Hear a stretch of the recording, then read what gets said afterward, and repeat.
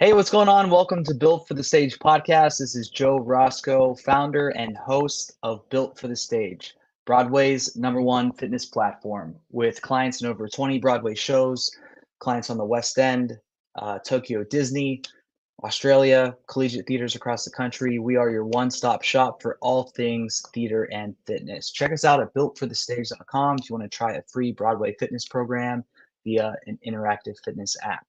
All right, let's get on to our special guest. Super grateful that our guest is joining us because they're in the midst of preview craziness. Lots of changes going on, and changes or not, it's always busy times when you're about to open a show on Broadway. Our guest is currently in previews for Wonderful World, the Louis Armstrong musical.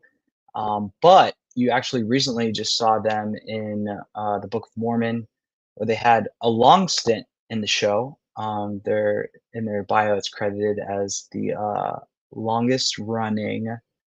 Let me not get this wrong. They obviously can correct me. Yeah, longest tenured Nabulungi. I've seen the show twice, but I can't remember the character pronunciation. Just botching this intro here. But our guest plays Alpha Smith, one of Louis Armstrong's wives, and I'm super excited to jump in like that angle of how the story is told. So, without further ado, please welcome to the podcast Kim Exum. Hi, Hi. Kim. Hello. Thank you so much for being on the podcast. I know that, yeah, wild times. So can't wait to jump into that.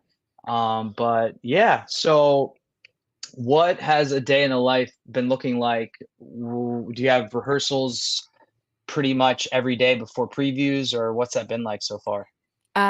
So yes. So for me, I have a daughter and every morning we have to wake up and go to school. So Yeah, okay. yeah, so I'm waking up at like 7 o'clock, getting her ready for school, taking her to school, and then coming back, sleeping a little bit or going over some stuff. And then I'm having rehearsal around noon and then a show around 8 and Yeah. then it repeats. How old is your daughter? She's 6. 6. Okay. So Mhm. yeah, even busier of times. Wow. Yeah. Thank you even more for being on the show right now. I'm sure a minute to yourself is hard to come by. So, yeah, thank you for that. So, okay, yeah, you were saying before we hit record that it was January. You said what, 29th you had recently left this N year? September, like a No, month ago. September. September. Mhm. Yeah, September 29th. Yeah. So, how long were you with Book of Mormon? My first show with Mormon was actually election day of 2016. Um, Okay. that was my first show with the Book Full of Mormon. full Um, circle, full full circle. circle, and I was there covering, the actual Nabulungi at the time. Her name was Nikki Renee Daniels. I was covering her maternity leave, and Uh-huh. then, so I covered that. I went to the tour for a little bit, and then I came back to Broadway in August of 20 wait.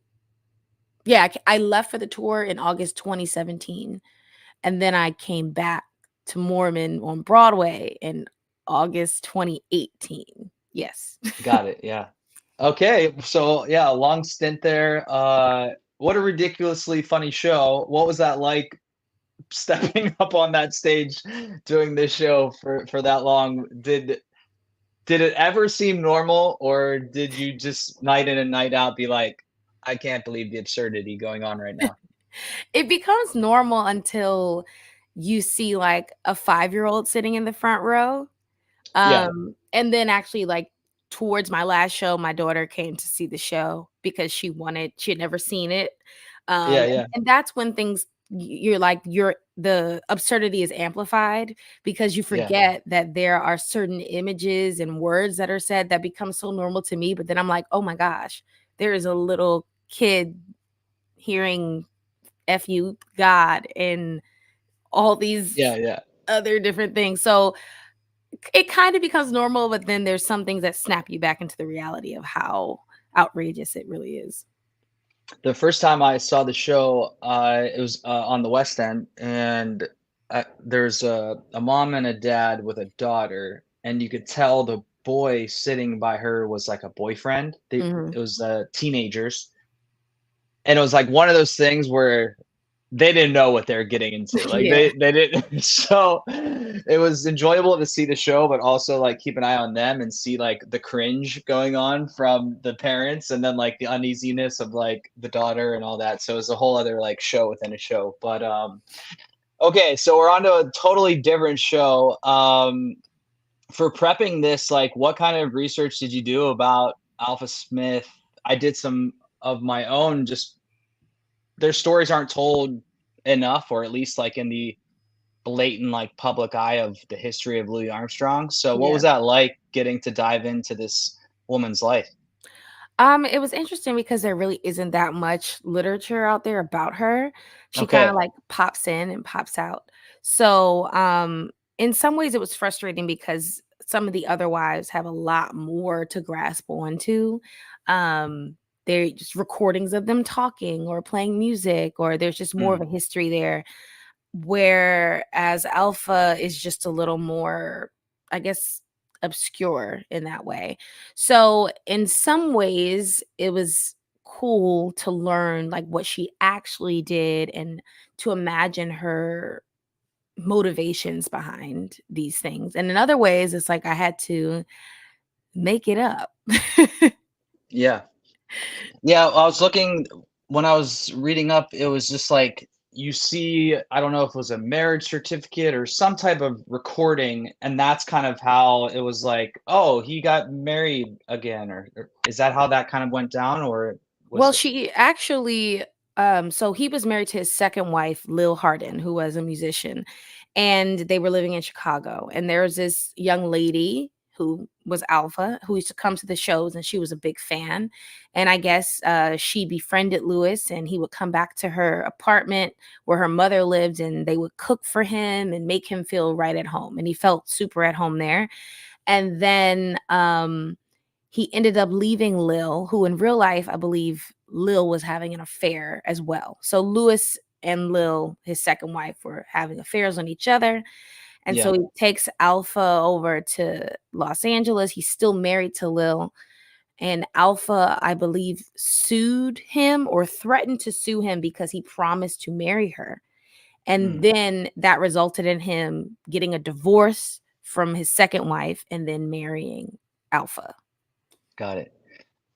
So if we're to expect anything going into the show, is it kind of are the wives acting as narrators, or how is that story being told about this man through the wives' point of view? So I would say that we're not narrators. In other versions of the show that happened in the out of towns, I believe the wives were more so narrators, but I wasn't a part of those, so I can't Mhm. verify exactly what that was. But you're delving into the personal life of Louis to see how the decisions he made via those relationships impacted and created the man that we know as Louis Armstrong. Um, Yeah, got it. yeah, essentially that. And your any of your songs like ones that any of our audience would be familiar with, or that were like favorites of yours, or no? Nope, not mine. You're gonna hear favorites in the show, but mine Okay. are a little more obscure. So unless you're like a super Louis Armstrong fan, like you ain't never heard of him. Yeah, yeah. I mean, I can get around that too because I like that the era, like the crooner era, Louis Armstrong, Mhm. whatever, the classics of standards. Ella Fitzgerald. So when I hear a song that I've never heard from them, I I dig it because you Yeah. always hear the standards of like what they are known for per se. But Mhm. okay, so your experience with the previews, anything crazy happened so far with you where scenes, lines, songs, anything changed last second and put you in like a tizzy of, oh gosh, we're Um, about to do this? Thankfully, like, I don't know, I've been relatively chill throughout the process as far as like getting new material and executing it. But like I had in one of my numbers, I have two songs, and in the first one, there was a whole fantasy section. that is now no more. So if you came to see the show in the first week of previews, you saw something that no one else will ever see. Yeah.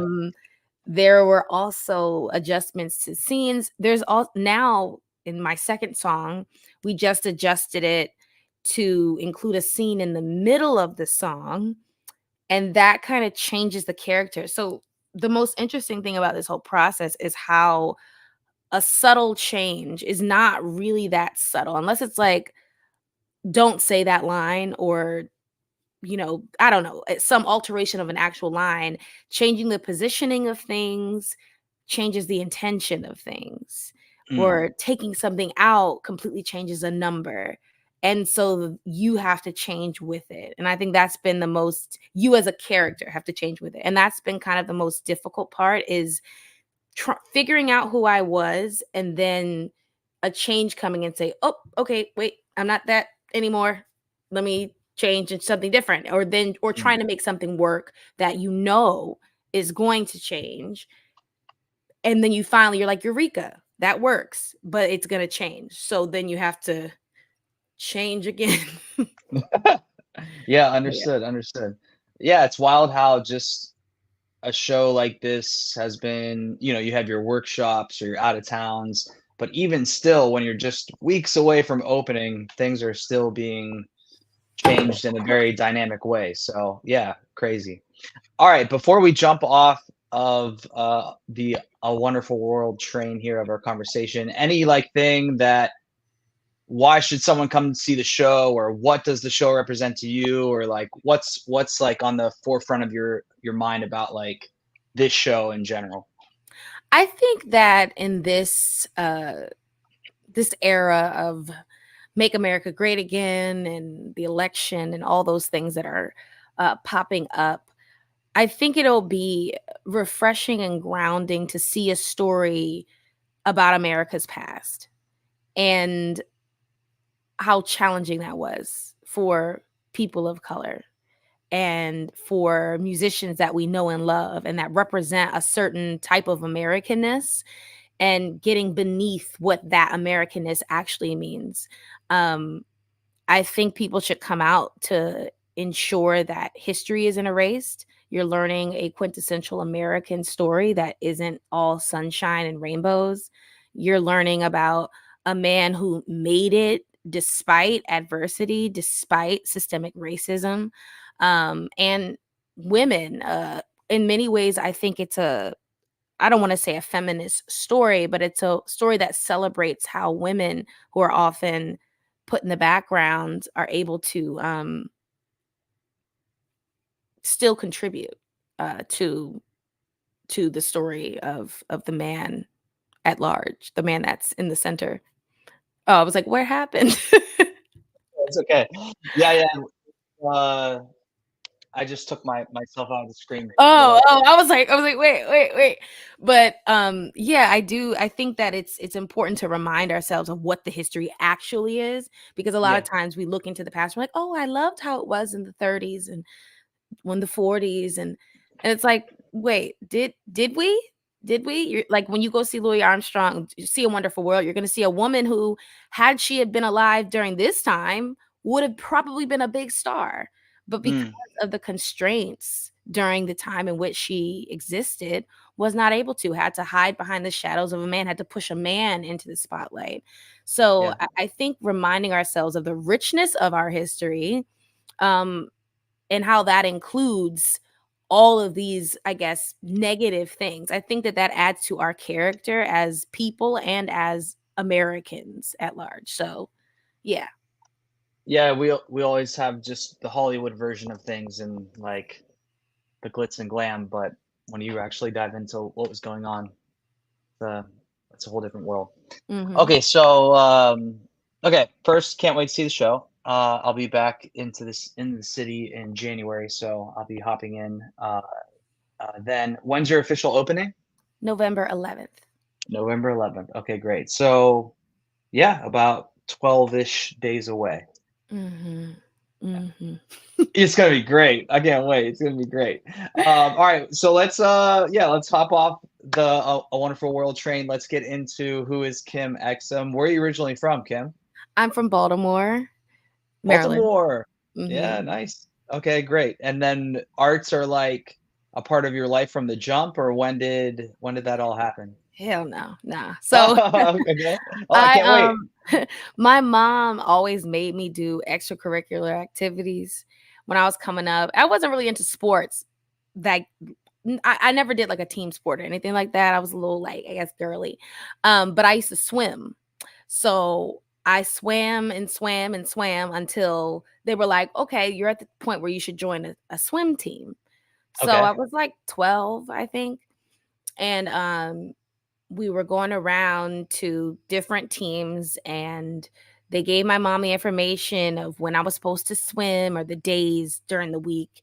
And my biggest concern was like getting my hair done. I hated getting my hair washed. So I was Okay. like, I don't know if this is for me. Like, I don't want to get my hair washed 3, 4 times a week or have to wear braids or something like that. And Yeah. so she was like, all right, well, you got to do something. So a cousin of ours who was an adult, he used to do shows at this community theater. And he was like, oh, there's this youth theater thing. And my mom was like, so you either can go do the swimming or you got to do the theater, but you got to pick one. And I was like, I'll just do like the play or whatever. And Okay. so I did the play and I didn't like it. I hated it. Uh-huh. And then I did the second one that was in the package that she paid for, and it was okay. And then there was like one that you auditioned for, and I auditioned for it and I got in it. And I was like, huh, all right. And then we did it and I started making friends. And then the rest is history. Then I just kept doing it. And then I didn't discover that I actually wanted to do it as a career until like late in high school. Mm. Wow, so late in high school, so you did you go to you went to college for performing, for theater? Yes, I went to VCU, Virginia Commonwealth University, Uh-huh. for theater performance. So just an acting program, and I got a BFA there. My parents weren't really into it, Mhm. but I'm a very insistent person, very stubborn, and when I get my mind on something, I'm doing it. Okay. So I did it and got the loans and all that stuff to Mhm. Yeah, to okay. So you go to VCU, do you after graduation, do you hop straight to New York, or what was, like, your trajectory like after college? so I always wanted to end up in New York. Even before I wanted to be an actor, I loved New York City. My grandfather used to live in Edgewater, New Jersey. So we would visit and come to the parade and all that. And I loved it when I was little. So my goal was always to come to New York. So after I graduated, I didn't have any money, of course. And I didn't know how to move to another state. But I was like, Okay, yeah. I'm moving. And a friend of mine who also graduated with me that December. So we walked in May. I stayed in Richmond on a friend's couch because I was like, I'm moving to New York and I'm not signing a lease. So I stayed on the couch. And I remember she called me one day and was like, hey, my older cousin is doing a job in Atlanta. He needs a sublet. Do you want to sublet this apartment from him? I was like, all right. She was like, that's it? I was like, yeah, when? When is it? And she was like, Yeah, we're gonna move in December. At the end of December, I was like, all right, bet. So I got my little $1,000 from my job. I was working at a restaurant called Texas de Brazil at the time. And then I was like, all right, I'm moving to New York. Let me tell everybody what's going down. And then we moved up here in the middle of a blizzard. And that was it. okay, so you moved to New York. Do they roll out the red carpet and you make your Broadway debut, or tell us a little bit about that? I'm sure the trials and tribulations of getting to that debut part. I moved to New York in the middle of the winter, so it was I mean, it was real winter still back then. It's like 2010. Mm, So I remember this, it was like never ending snow. It would snow one day and it would snow another day. The snow was so high that apparently like people were I don't know if they were suing the New York, the city, or they were pretty much because Bloomberg was the mayor then. And they were people were upset because ambulances and vehicles couldn't get through Brooklyn because they didn't have time to like pave the streets. Like that's how wintry it was. yeah. It sucked and I didn't really like it. I was like, wait, this is not the New York I had in my mind. But I was like, let me just stick it out. I missed Richmond where I went to school so much. And I was like, let me stick it out. I started going to auditions and open calls, figured out that theater it matters where you went to school. Mm. Everybody went to these schools. I never heard of Michigan. I heard of maybe Carnegie Mellon. I heard of Juilliard and Yale and stuff, but I never heard of Michigan, never heard of all these other places that people talking about. And Yeah. it's really hard to get my foot in the door. I got an agent, which is great because we did have a showcase. So I had an agent and I just started hitting the pavement and then working in restaurants. And I worked in restaurants until about, I got a Theater Works tour. Remember that I got a Theater Works tour in 2011. That's how I got my equity card, which is like a children's Yeah. tour. And Yep. then I did a regional gig. Nymph, rest in peace. They doesn't exist anymore, but the Nymph Festival. And yeah, so I did gigs here and there while waiting tables and catering and cleaning houses. And then I got Mormon in 2016, which is 6 years later. So yeah, Yeah. a Yeah. lot of Okay. persistence. So was there ever a time where you're, doing the catering or the nannying or doing a children's show tour or any time within those 5, 6 years where you're like, this ain't it. Like, I'm gonna do something else. There was a point in time where so my agent dropped me and I was in the middle of a shift and an assistant actually called me to Oh, drop me, which sucked. no, Yeah. no. And I had a polyp on my left vocal cord that I just found out about from waiting tables because I worked in a sports bar. Mm, So I was really kind of like depressed and I was like, I'm quitting. Like I'm not auditioning anymore. I'm done. So I just was done. And then a casting director, Jason Stiers, contacted me and said that there was a cruise ship that wanted to see me. And I was like, whatever. And I went and I booked it. And that's how that's how I restarted like my engine, I guess. So I yeah, forgot about that ship. So the ship happened in 2014 and that was a pivotal moment. But yeah, like I quit in quotes for like yeah, six right, right. months. Um, but I didn't know what else I was gonna do. I was just kind of chilling and, you know, waiting the tables and collecting the tips.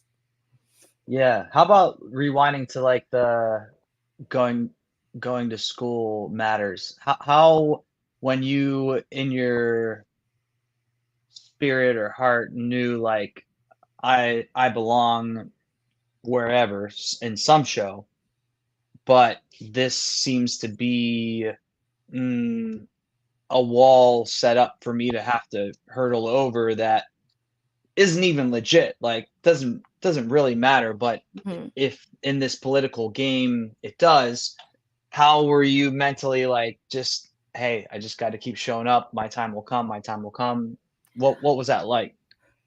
Um, it was difficult. I think even now it's still difficult because Mm, it always matters. It's like if you go to a school that matters, in quotes, matters, then it always kind of matters because it begets more opportunity. So you're coming into New York and no one's heard of you, no one's heard of your school. None of the people casting have really heard of your school. Um, and they're saying you're too green, you're too this. And in a lot of ways, I didn't necessarily have the tools I needed to go into this industry because I didn't go to one of those schools. Like I had acting training, which is great, but yeah. people from Telsey casting didn't come to my school and evaluate what I'm doing. The top casting directors didn't come to my senior showcase.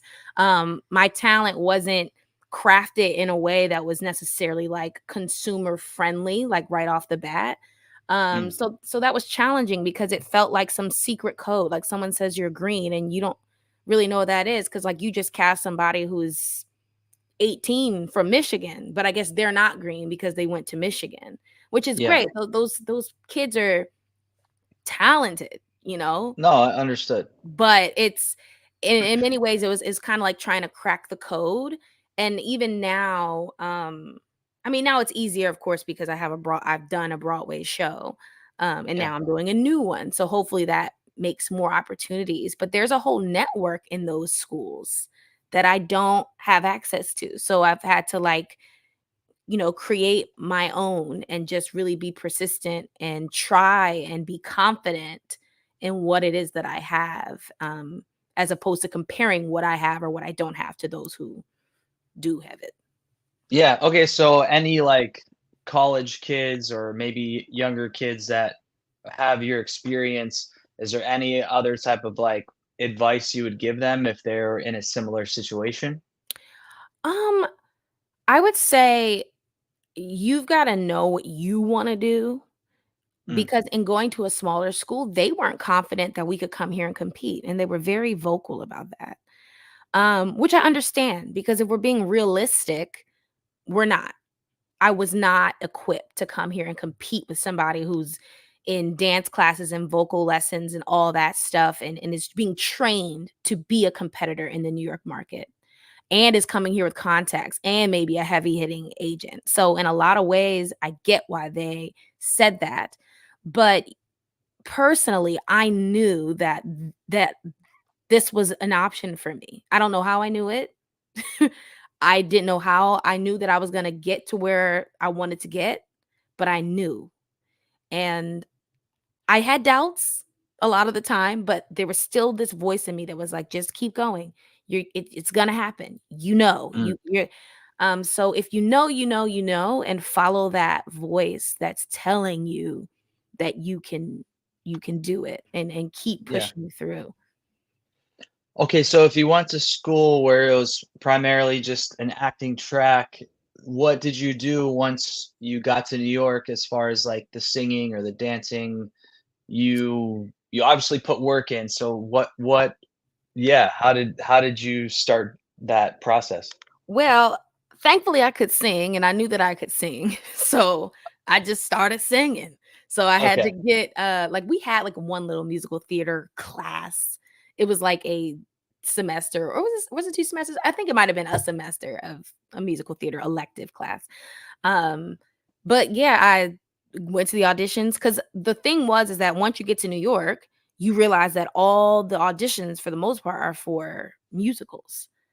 Mm, There are play auditions, but not as many. And then with plays, it's also so much more niche because you're dealing with like an ensemble of 5. Um, is there a woman in it that fits my age range? Or is there a person of my race in the same? So it gets very, very small. And then on top of that, you start discovering that the industry only thinks that some people can do plays. So yeah. unless you went to Juilliard or Yale, because even if you went to Michigan Musical Theater, that's not they don't Mm, know. So that's an yeah, even smaller sect of people. So yeah, I'm like, let me just audition for musicals. So I was doing the singing, and then I realized I didn't really have any audition technique. So I took classes at like Actors Connection. I did the Growing Studio. And then dance, I used to like go to ALE at least 2 times, maybe 1 to 2 times a week, try to do 3 to do classes. And that mm, was interesting because like I started at BDC. I didn't really like the culture there because I'm not like a dancer, and it felt mm, intimidating. So I went to Steps and I went to ALE and I tried to dance more while still auditioning. So I kind of like the deficits I had in my education, I tried to make up for once I got here. But yeah, thankfully, I had a strong foundation in like storytelling, which is where acting training has been really important in my success because even if I can't hit the step, at least I can tell a little story. yeah. Okay, last, to be respectful with your time, last, question. So we just had, Lily Thomas on the podcast, who's gonna be, Miss Mazeppa in Gypsy. She's also a mother, and we've had lots of, actresses who are mothers on the podcast. So I just love to always ask this question because there's new moms in the industry, you know, coming up all the time, and I think that you all have a very tight and unique and special group of you, I guess. So I just like to open up with like, I guess if your daughter's 6, you had her around 2018 or something like that. Hmm. Okay, so how has that experience been from then until now, and the navigation of how do you make it work? And yeah, there's just other new moms popping in my head right now that I think would love just hearing your experience. It was hard. I am not married, which is different than being married. Yeah. and and I got pregnant unexpectedly, which is different than being pregnant expectedly. Um, so when I found out I was pregnant, I was still doing Mormon on Broadway, and I knew that I had the tour coming up. And so I did not Mm, tell the company because I was afraid that they would take the tour from me. And I mhm, needed the tour because I needed the money because I knew eventually I would have to leave. So once I got the tour, I told company management there, and I was so afraid. I felt like I was like a 13-year-old or something, meanwhile, I'm in my late 20s. But I felt like everybody would be disappointed in me and they would chastise me. And now thinking back, that's totally like, why would anyone do that? But that's what I thought. They were the complete opposite. They were so warm, welcoming, understanding, embraced. Um, the fact that they were all gonna have a new baby, as a company.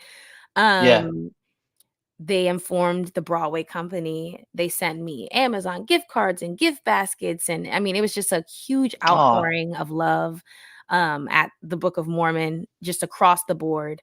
The creatives, I remember we were in DC, and like Stephen Aremus and Casey Nicola, they came to see us in DC, and they knew, but the cast didn't know yet. So they're just like, "Oh my goodness, like this is so exciting." And it felt really good to have that type of care and love being like formed around me by the people who I work for. When I had the baby, it was difficult because we don't have any paid maternity leave, just mhm, industry wide. So unless you were planning for the baby or you're just really, really good with money, um, you're kind of asked out. You get on unemployment. So it was a lot of budgeting. And then at the time, I thought I was going to go back to the tour of Book of Mormon. So I was prepping to take this baby on the road because this was my only option. And thankfully, Mormon came through and was like, "We would love to have you back on Broadway." mm, So they were really instrumental in making my pregnancy a lot more seamless than I thought it would be.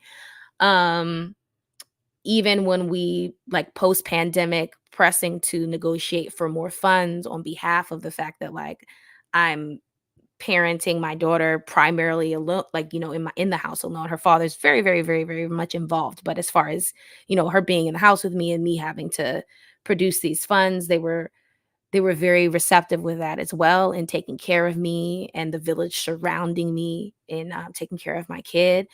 Um, and I got really lucky in regards to that. So I guess my advice would be lean on the people around you. mm, I know not every Broadway company has the resources that Mormon has. Um, but I do believe that there are good people in this business who will rally around you and form community. And I don't think that this business should be a deterrent to start a family. yeah. Um, in all things, again, that little voice in the back of my head told me that it's gonna be okay. Like, just have the baby. She's gonna be great. I need to know who she is, and is once she's out, everything's gonna be okay. So far, things have been working out. But yeah, you just kind of gotta hustle, trust the people around you that love you, that they're gonna love your baby just as much as they love you. Mm. Let people help you. Take your kid. I've taken her to auditions. My friends have sat with her.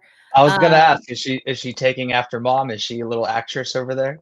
I don't know. She does a little bit of stage fright. I tried to get her to do a cabaret, and she was like, "I'm too scared. Maybe wait till I'm 7." But she loves the theater. Like, I would take her to Mormon on Fridays, and they would call it Ezzy Fridays. And she would go Oh, all around the building and say hi. And this is from when she was like a little baby to a toddler. So, and even in A Wonderful World, I've had to bring her in to the rehearsal space, and she sits in the theater at Tech. And there's another wonderful mother there named Jenny Harney Fleming. She has 2 girls. And so being more open, I think, with the fact that you have a kid, and because you have a kid, you have different needs, I mhm. think really makes a difference. So like having another mother there has made it easier for me to say, hey, my kid's sick, can I bring them in? And stage management has been like, okay, you know. Yeah. So yeah, long-winded way to Awesome. say. No, no, that's awesome. That's awesome. I wonder if there I I know there's a I don't know if they still are active. There was like a Broadway babysitters group called Broadway Babysitters, and it Yeah. was primarily a babysitting run group for moms Hmm. on Broadway. But I wonder if there's any other like, I don't know, like fraternity or sorority, whatever you would say, like We a have a group. group on Facebook called Okay, Broadway okay. Baby Mamas, and so they're like we'll swap items or or sitters or information like that. Yeah, Um, but yeah, that's probably the hardest part, was to find childcare. So I had a good friend who's also in the industry help me find a nanny who's also an actor. But Sarah, our nanny, has been great. So like throughout the Tech process, like she picks Ezzy up from school and brings her home and takes her to activities and cooks and all that.